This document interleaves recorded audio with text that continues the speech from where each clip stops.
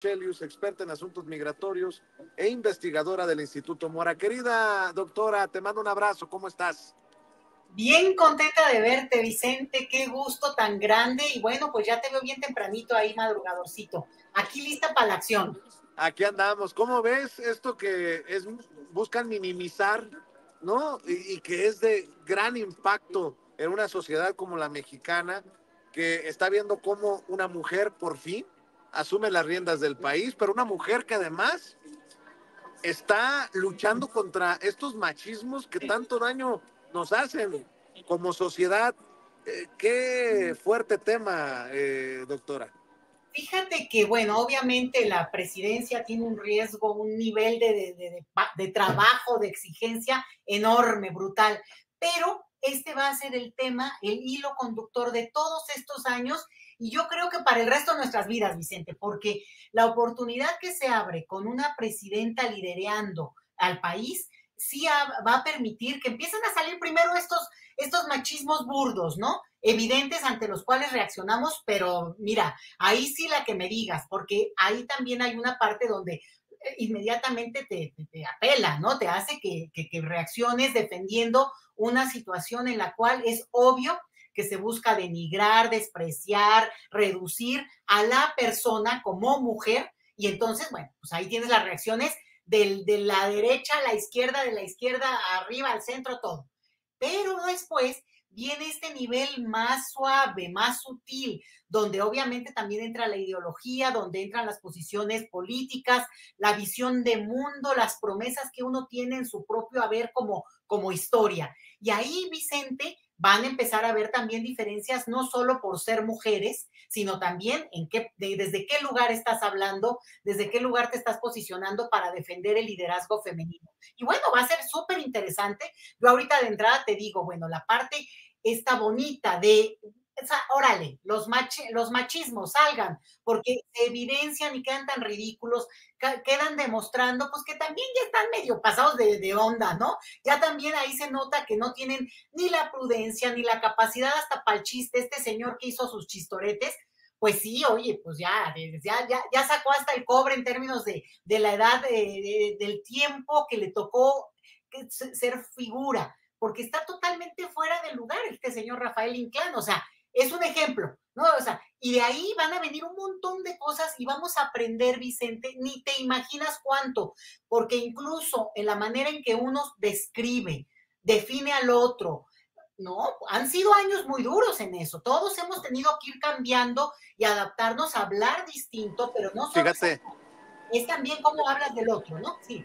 fíjate que pienso en Estados Unidos, ¿no? Tú sabes que viví, trabajé muchos años en Estados Unidos, muchas expresiones racistas que ya no los permite o no las permite la sociedad estadounidense. A ver cómo avanzamos nosotros también como sociedad sin censura, ¿eh? Porque la doctora ha sido clara, no es censura, simplemente es no darle cabida a lo que se normalizó o se aceptó por mucho tiempo, ¿no? Incluso lo admiten los propios comediantes No, pues, en sus chistes, ¿no? pues no les queda de otra, Vicente, porque ahora sí que se les vino el mundo encima. ¿Qué necesidad de cerrar así un ciclo de vida con tonterías de estas? Pero fíjate que, ojo, estás poniendo un ejemplo muy bueno, Vicente, porque el tema este de la corrección política, de political correct, ¿no? Es muy delicado porque en Estados Unidos hubo como una situación en la que se limaron mucho estas asperezas lingüísticas, pero no necesariamente hubo un cambio en la cultura política y eso permitió que en el momento en que Donald Trump de repente habló con esa así machorrudo, como que hablando a nombre de todos estos hombres sometidos que salieron del closet en el sentido de sus machismos más viscerales y horrorosos, porque él mismo, Donald Trump, lo que mostró es un trato denigrante, una descripción de las mujeres, digo, ¿no? De una cosa sexual, pero fuerte, dura, cochina, y eso en lugar de que le hubiera contado en contra, ni siquiera con las mujeres, digo, obviamente con la mayoría sí, pero muchas, pues no lo vieron tan grave. Entonces, te habla de que esta es una lucha mucho más complicada de lo que creemos. Es no solamente adaptarnos al léxico, no solamente tener la prudencia por ejemplo, ¿no? En este caso de los actores estos, pues mejor calladitos y mejor ya no opinas de ese tema. No, también creerlo, entenderlo. O sea, ser capaz de aceptar que es obvio que si tienes una cultura en la que se te ha enseñado, bueno, señores de 70, 80 años, ¿no? Que están totalmente ya con una ideología en la que pues era la lógica de que el hombre era el que sabía y el hombre era el que al que se le servía y uno, bueno, pues como hasta como hija, como hermana, pues siempre había una situación en la que estaba ahí en el aire. El punto aquí interesante es que eso realmente se interiorice. Y yo creo que, Vicente, nosotros podemos dar esa pelea en México, te digo, no solamente de lo políticamente correcto, de, ay, no, bueno, no vaya a verse mal, porque pues obviamente se ve mal, hay que cuidar, sino también entenderlo. Pero esto va a tocar los racismos, los clasismos, la xenofobia, la discriminación, porque al final no se trata nada más de que no hagas al otro como que si no te importa que tiene ciertas actitudes y tú, ¿no? Y ya, nada más lo descalificas. No, entender por qué lo está diciendo, aprender de eso y que ese otro pueda interiorizar por qué es incorrecto. Ser racista, ser clasista, discriminar, ser xenófobo, porque son cosas viscerales que parten de una descalificación que tiene un origen histórico, Vicente, muy interiorizado en nuestras sociedades, en el mundo, pero en estas sociedades, la nuestra, que es la que nos corresponde,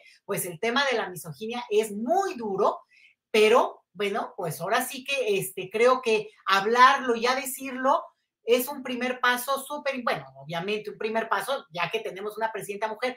Y fíjate que aquí entra una cosa bien bonita. También tiene que ver con que esta mujer que nos liderea hoy proyecta algo que es importante para una sociedad que también cambió mucho, y es que valora el conocimiento de esta mujer, la capacidad, la prestanza, digamos, el tipo de liderazgo, ¿no? Vámonos a hacer esto al otro, que viene obviamente de una trayectoria, no es que surgió ayer. Cuando uno empieza a ver las fotos y dices, oye, Claudia Sheinbaum andaba ahora sí que en el mitote desde que era jovencita, pero porque tenía una convicción, porque tenía ideales, porque tenía una promesa de vida en términos de también de hacer un compromiso social con ese México que compartimos. Entonces, a mí me gusta mucho eso porque es un respeto a las trayectorias y no solamente al hecho de que en este caso, pues es mujer. Entonces, se va a conjuntar todo esto para que también los mexicanos valoremos, y lo hacemos, ¿no? Y esto está, yo creo que socializándose más, estos perfiles de gente pues que ha tenido una trayectoria y las trayectorias se respetan porque hay convicción y hay coherencia, Vicente. Así que Oiga, grandes momentos.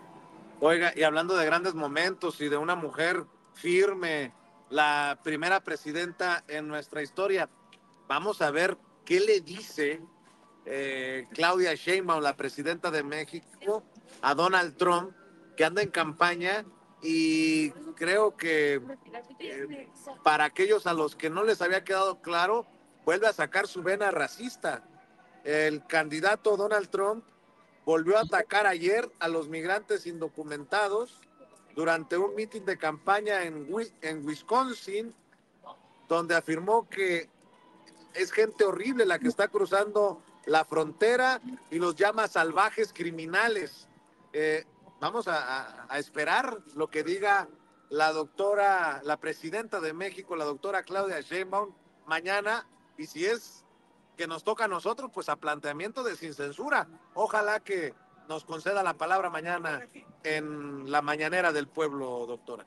Sí, yo confío mucho en que tú estás ahí al pie del cañón, Vicente, porque estos temas, de repente, obviamente, el terrible, lo que pasó hace unos días en que murieron 6 personas con esta balacera que hubo con el ejército en Chiapas, pues de repente, si no se colocan ahí en ese momento, pues es la coyuntura, es el escándalo, pero si no, no, el tema migratorio hay que meterlo, porque el tema migratorio no es una cosa extraordinaria, es parte del proceso social de nuestra época. Entonces, qué bueno que ojalá, bueno, yo voy a estar así, ¿no? Que le den la palabra a Vicente, por favor, para que coloques esto, porque sí es importante una declaración, pero también fíjate que yo creo que ahí, Vicente, tú tendrás mucho labor que hacer, asesorar, acercarte, porque sí necesitan nuevos elementos, hasta nuevas formas de entender este tema, porque a veces la reacción tiene que ser, ¿no? Pues política, es un comentario a bote pronto de este señor, bueno, ni tan a bote pronto,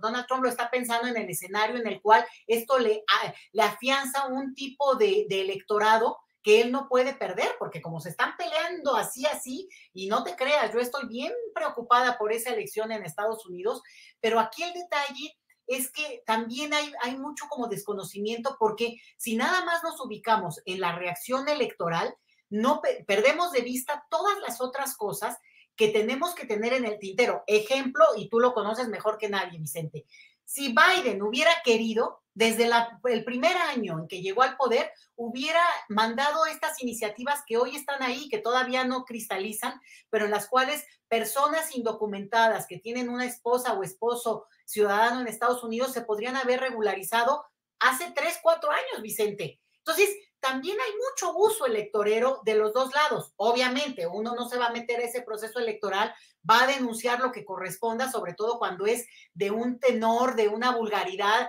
de una mentira, como la que dice el señor Donald Trump, pero no podemos ser ingenuos frente al hecho de que hay un uso electoral de los dos bandos. Entonces, frente a eso también a lo mejor blindar a nuestra presidenta, a este gobierno actual, para ayudarles también a ver que lo migratorio no puede ser solamente el día en que hay que reaccionar como hay que hacerlo, sino también tener un plan en el cual, ojo Vicente, y ahí sí hay que darle, hay que empezar por la casa. Y en nuestra casa hay mucho que resolver para poder hablar con mucho más, digamos, fuerza al exterior. Digo, ahora sí que no se los digas allá en el exterior, pero creo que podría ser un sexenio que cambie este escenario de política migratoria que tiene cosas, no podemos ser inocentes, Vicente, hay una geopolítica, no hay de otra. Estamos con Estados Unidos, somos frontera con Estados Unidos, hay una realidad, pero de ahí a muchas cosas de lo que ocurre en nuestro país con el tema migratorio, yo creo que podría, espero que tú puedas incorporar mucho de esto, Vicente, y ahí tú eres nuestro vocero, vamos, ¿no? Porque sí importa. Mira, el otro día, por ejemplo, la doctora Sheinbaum hablaba de los albergues que hay. No. El gobierno de México no tiene albergues, tiene estaciones migratorias. Y están muy cuestionadas, bueno, no solo cuestionadas, sino ya muchas las cerraron por todo esto que hubo, el terrible accidente que también cobró la vida de decenas de personas en Ciudad Juárez hace el año pasado.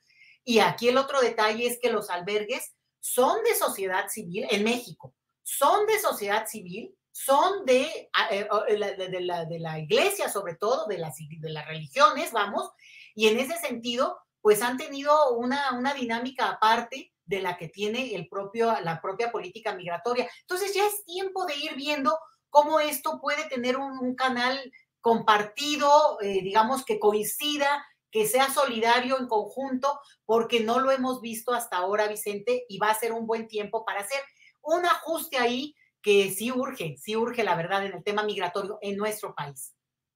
Oiga, doctora, y una cosa es ganar las elecciones con 36 millones de votos y lo que se viene, ¿no? Porque el segundo piso de la cuarta transformación no va a ser miel sobre hojuelas. Estoy viendo no solamente los ataques, los insultos, declaraciones como las de Lorenzo Córdoba, en su momento consejero presidente del INE, ahora sí de plano ya volcado como oposición. Con su toma de posesión como presidenta, Claudia Sheinbaum disipó todas las dudas para quien las tuviera respecto a su realidad, a su real identidad política. Es y será una fiel continuadora del legado obradorista, tanto en su proyecto como hasta en su discurso, frases y prejuicios. Bueno, imagínense que ya para que Ricardo Monreal haya ido a Latinus a decirle sus verdades a Lorete Mola, que por cierto que, perdón por la expresión, doctora, qué chinga le puso Ricardo Monreal a Loretito. Escuchen. La verdadera oposición y los verdaderos contrapesos van a ser adentro de Morena, no tanto se fuera, porque, a ver, yo no veo oposición. Yo te voy a decir una cosa que te va a parecer risible. La oposición no han sido ustedes. Tú eres la oposición. No, nosotros somos periodistas. No, por eso. Pero me refiero en el sentido... hacemos campaña, ni votamos. Pero en el sentido general, en el sentido amplio, en el sentido... No sé qué nos dicen eso. Dentro de los poderes fácticos de una sociedad o dentro Somos un de los portal equilibrios de No, por eso, Carlos, Somos pero... un canal pero, digital de YouTube, o sea, ya sé, no importa, pero sí se debe de reconocer que ustedes son parte de la oposición al gobierno y haciendo periodismo lo que sea, de investigación, de crítica, lo que sea, pero finalmente yo te diría que la oposición tiene que hacer un gran esfuerzo de reflexión. Para mí, el conducirte a un discurso de odio, de rencor social, de descalificación permanente, no les va a ayudar. Para mí, creo que si plantean un proyecto de nación alternativa, si plantean propuestas, si plantean una alternativa. Yo también los veo extraviados. Pero, luego, entonces, ¿hay oposición adentro de Morena? Sí, ¿Hay más oposición adentro de Morena que afuera? yo creo que hay reflexión y oposición. En el sentido, hay debate interno, Carlos. Bueno, doctora, no se quieren aceptar a sí mismos, pero sí hay una oposición mediática de la que forma parte Loret, ¿no? Y va a ser muy interesante esta relación de la presidenta con los medios que se siguen haciendo fila en este sector opositor, mi querida Leticia Calderón Chelius. Pues parece menso el Loret de Mola, ni modo, hasta tartamudeó, oye, como que si no lo supiera, es obvio, eso es obvio, y además se le reconoce que ha sido uno de los principales opositores y de los principales voceros de la oposición en el país, con un detalle que es muy importante que le reconoce Monreal y le dice, no, haciendo periodismo de investigación o periodismo de crítica o lo que sea, vamos, usted está en su papel y en su derecho. El problema es que mienten, Vicente. El problema es que reiteradamente utilizan la mentira como elemento de difusión, de discusión. Entonces, ese es para mí el problema. El problema no es lo que digan. Digo, a mí no me van a convencer. Y ahí déjame agarrar lo que dijo Lorenzo Córdoba. Bueno, Lorenzo Córdoba dice, ahora vamos a ver su verdadera cara. A ver, o sea, es obvio, digo, no son tontos, ¿no? Es gente que sabe y conoce muy bien. Al contrario, lo que demostró la doctora Sheinbaum, lo que está demostrando y lo que va a demostrar, hombre, es la coherencia, el compromiso y el respeto a su propia trayectoria, como yo lo decía antes. Es que nunca nos mintieron, es que esta gente cree que justamente era como en cuanto se vaya López Obrador, ya voy a decir, eso podría haberlo hecho otros, por eso también. Pero por eso elegimos a quien elegimos, por eso ganó quien ganó, porque la apuesta aquí es por un proyecto que obviamente tiene el sello, la personalidad, el estilo de la doctora Sheinbaum. Y creo que es muy buen ajuste, muy buen cambio en ese sentido, pero de que haya un proyecto y de que el proyecto está claramente perfilado y de que ese proyecto también se tiene que blindar, por ejemplo, ahorita, protegerse del famoso golpe judiciario. Oye, pues es que si no aprendimos de la realidad de otros países, de país que me digas en América Latina que ha enfrentado eso, mismo España tienen ese problema permanentemente. En Estados Unidos hay un cuestionamiento a la Supreme Court famoso, ¿no? O sea, yo creo que hay un tema que rebasa a la propia presidencia en este momento, sino que se puede contrastar con otros casos. Entonces, por cierto, doctora, la reacción de estos opositores de medios de comunicación, Vicente. Por cierto, cada vez estaría más cerca el golpe guango, no sé cómo le pusieron, o cómo dijo la presidenta, golpe aguado. Golpe aguado. Bueno, hubo votación en la Suprema Corte de Justicia de la Nación para echar abajo el proyecto de la ministra Yasmín Esquivel, que declaraba notoriamente improcedente la consulta a trámite de los recursos contra la reforma al Poder Judicial. En otras palabras, vuelve a ganar por mayoría 8-3 Norma Piña para que siga este triste escenario de una Suprema Corte de Justicia de la Nación que quiere convertirse en el superpoder por encima del poder legislativo y del poder ejecutivo. A ver, échalo, David. Tome votación, por favor. Sí, señor Mr. Presidente. Señor Mr. Gutiérrez Ortiz Mena. En consistencia con el voto de la semana anterior, mi voto es en contra y ya expuse en el trámite 4/2024 mi postura sobre estos asuntos. Señor Mr. González Alcántara. Contra. Señor Mr. Esquivel. Con el proyecto y con un voto particular. Señor Mr. Ortiz Alto. Con el proyecto y con un voto particular. Señor Mr. Aguilar Morales. En contra. Señor Mr. Pardo Rebolledo. En contra. Señor Mr. Bates Guadarrama. A favor del proyecto con consideraciones adicionales. Señor Mr. Ríos Farjat. En congruencia con mi voto en el precedente del pasado jueves, estoy en contra. Yo insisto que solo admitir para analizar la consulta de fondo sin adelantar vísperas. Señor Mr. Lenis Potosí. Señor Mr. Pérez de Llano. Estoy en contra, pues se debe declarar sin materia. Señor Mr. Presidenta Piña Hernández. En contra. Señor Mr. Presidente, me permito informarle que existe una mayoría de 8 votos en contra de la propuesta, con voto a favor de la señora Mr. Esquivel Moza, quien anuncia voto particular, señor Mr. Ortiz Alto, quien anuncia voto particular, señor Mr. Bates Guadarrama, con consideraciones adicionales. Consecuencia, se desecha el proyecto presentado y un integrante de la mayoría se haría cargo del engrose respectivo. Bueno, pues ahí están, siguen estos ministros en la línea de la ministra presidenta Norma Piña, de buscar a todas luces meternos en una crisis, doctora Leticia Calderón Chelios. Fíjate, Vicente, que hay una parte que es muy positiva, porque ahorita los estamos viendo, los estamos contigo, bueno, ya tiene un tiempo, ¿no? Pero los conociéndolos. Esta es una cosa donde al final de cuentas estamos viendo a estos señores y estas señoras presentando en una, además incluso, eso está estudiadísimo, el lenguaje de no solamente de los jueces, de los abogados en general. Tú lees una sentencia, la que me digas, ahí googleenla y van a ver, y uno no entiende. Y dices, oye, pues si yo también hablo español, todo es así, ¿no? Complicado, no es como sencillo, y podrías decir, oh, pero es que ellos son acá superiores, es un nivel técnico que, pues para eso están así separados de la población.